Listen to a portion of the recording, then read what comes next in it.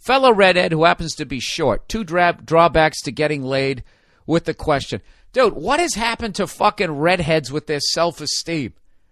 If you're a fucking guy, you can look like a troll. As long as you're funny, you got some charisma, you got a little bit of money. If you're doing shit in life, okay? Let me tell you something. If you're a I don't even want to do it that way because it's too mean. I was gonna flip it there. I'm not gonna do that. I was gonna say, like, looks. Guys give a fuck about looks. Women want security. They don't want you to be a fucking mess. But I'm telling you, there becomes a point where you can offer such security that you're gonna get a hottie.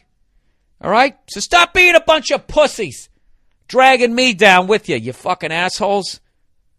Jesus Christ, there's people born without fucking legs. You know? You hear them bitching? I can't get a tan. No one's going to want to fuck me. All right, let's plow ahead here. Bill, at what point do you tell your asshole friend to go fuck himself? Oh, I love this question. He says, is there a way to make it permanent without seeming like the bigger asshole? I hate not addressing issues directly and like the clean break.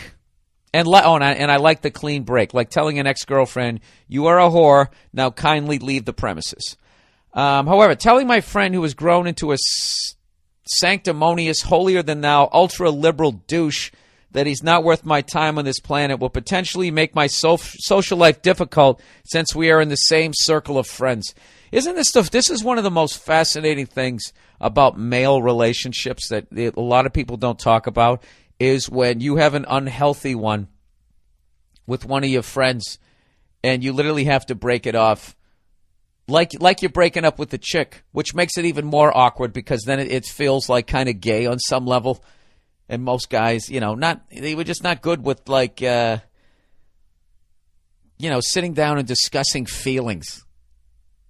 Like, I don't feel good about myself when I'm around you. I can't say that. You gotta be like, dude, you're a fucking dick. Go fuck yourself. That's basically the level of it. So I kind of know what this guy's going through. Hey, Bill, I got an idea. Why don't you shut the fuck up, read the rest of the letter, and let this guy tell us what he's going through. Okay, it's a good point. However, telling my friend who has grown into a sanctimonious blah, blah, blah, I said that the other friends that I share with this guy do not see this side of him. You're really sounding like a battered wife right now. Like what? He slaps you around verbally, and then you guys go out in public as you stare at the floor, and everybody thinks he's what, the greatest guy ever, and you're just shy. This is getting kind of sad. Anyways, he goes, he hides it, except when I'm just hanging out with him at the bar. This is kind of making you sound like a psycho. To put this in perspective here, some examples of the douchebaggery. The fact that you use douchebaggery just redeemed you. That I see from him. 1, random Joe Sixpack throws his cigarette onto the street. My douchebag friend will go out of his way to pick the cigarette butt up and tell Joe Sixpack, hey, you dropped something, asshole, and proceed to bitch and moan like the cunt he is, even though the fucker, my friend, drives a Hummer. But the Hummer, it's not leaking oil all over the place. There's nothing wrong with driving a Hummer. There really isn't. There's just too many people doing it. It's the population. It's not the cars. All right? I used to do a joke about that. If there was 8 people on the fucking planet, we could all drive tanks. Number 2, politics. His opinion is right. Everyone else is stupid. Oh, number 2 that he hates. On politics. His opinion is right. Everyone else is stupid and wrong. Done. End of story. Number 3, he tells really bad jokes that do not make sense or have context, which he then proceeds to laugh uproariously at. 4, gives unwanted advice regarding my job that he has never done, has no knowledge of, and still assumes my 13 years of experience are of no value because of an article he once read in Forbes magazine. 5, cheats on his girlfriend and justifies it by saying, she just sucked my dick. I mean, that's it. I mean, what? So he says, what do? I'm leaning towards the go fuck yourself and leave me be approach and let my friends see what an egomaniac this guy is. Thoughts on if there's a better way. Thanks. Oh, Jesus. You said something up here earlier that kind of stuck out. Is there a way to make it permanent without seeming like the bigger asshole? Yeah. there's a way to do that. And the way to do it is when you tell this guy to fuck off is you don't tell him to fuck off. You just lay it on the line. You just say, listen, you know, your opinions on politics are just, it's overbearing. You know, you're screaming at people. You know, I don't know this guy enough to put it eloquently. I don't know. The worst thing to do is just be like, dude, I think you're a douche. Go fuck yourself. Then you will seem like an asshole. You know, I don't even know how to do this. I had a situation like this a long time ago. There was a friend of mine. He was just he just kept smoking weed.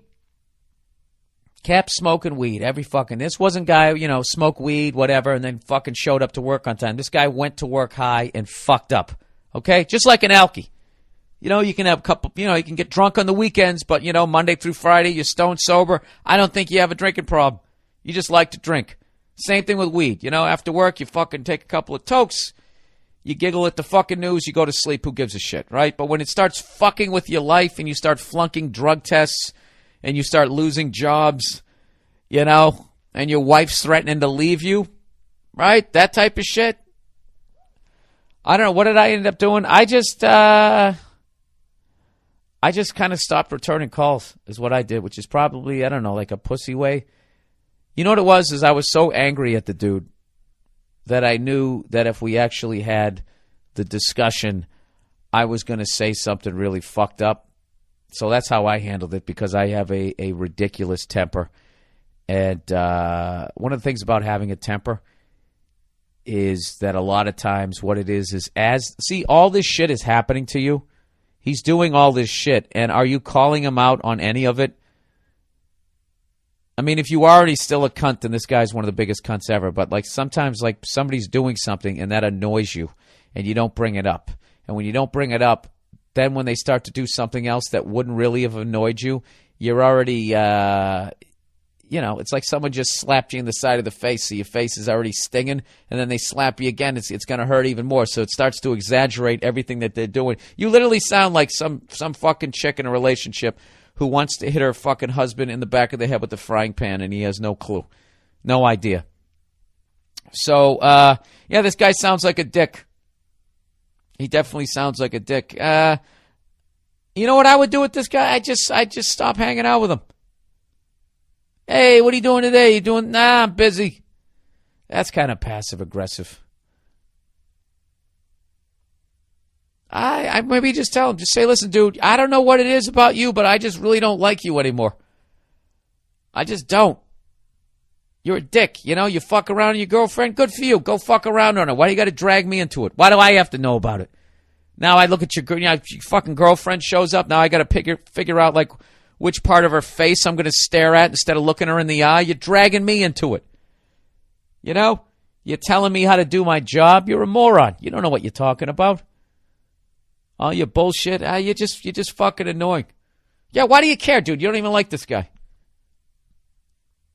You know what's weird is that whole situation just really made me uncomfortable. You know? I've definitely had, like, falling outs with people, but I've never, like, literally sat down as a guy and broke up with another guy. Because that's literally what you're doing. Listen, Harry, I don't want to see you anymore. This relationship isn't working out for me. That's basically what you're saying. This is hilarious. This is a really like Sex in the City moment here. It's not working out for you. Your needs aren't being met. He doesn't look you in the eye anymore with tenderness when he asks you what you want when he's going up to buy a round of beers. Yeah, see, like this is like something that guys were, I don't know if it's not socially acceptable. Why is it making me so uncomfortable to even talk about this? You know what? Forget everything I said. I think that the way guys do it is the way you should do it. Just say, listen, you know what? You're a fucking dick. You're a dick. Go fuck yourself. Go fuck yourself. And that's it. You have a big fight with him, and then, you know, when he calls you, don't not take his calls. Just pick up the phone. Yeah, hey, what's up? Listen, yeah, it sounds like fun, but you know what? I still think you're a dick. Tell you what, I'll call you when I don't think you're a douchebag anymore. How about that? Oh, you're going to yell at me now? Well, this is the greatest thing about being on the phone with a douche. Click, and that's it. How about that? Jesus, it only took me 10 minutes. You know, it's funny. I'm making fun of you, but I know what that's like. That like being friends with a guy like that. A guy like that is funny in your college years, but as you get older, considering you said you had a job for 13 years doing something, even if you're right out of high school, 18 years, you're in your 30s. So a guy like this, you can't hang out with a guy like that anymore. Yeah, he's a fucking loser. And being a loser is contagious. The same way being successful is. If you hang out with successful people, you know, you get dragged up. If you hang out with fucking losers, they're a goddamn anchor around your neck.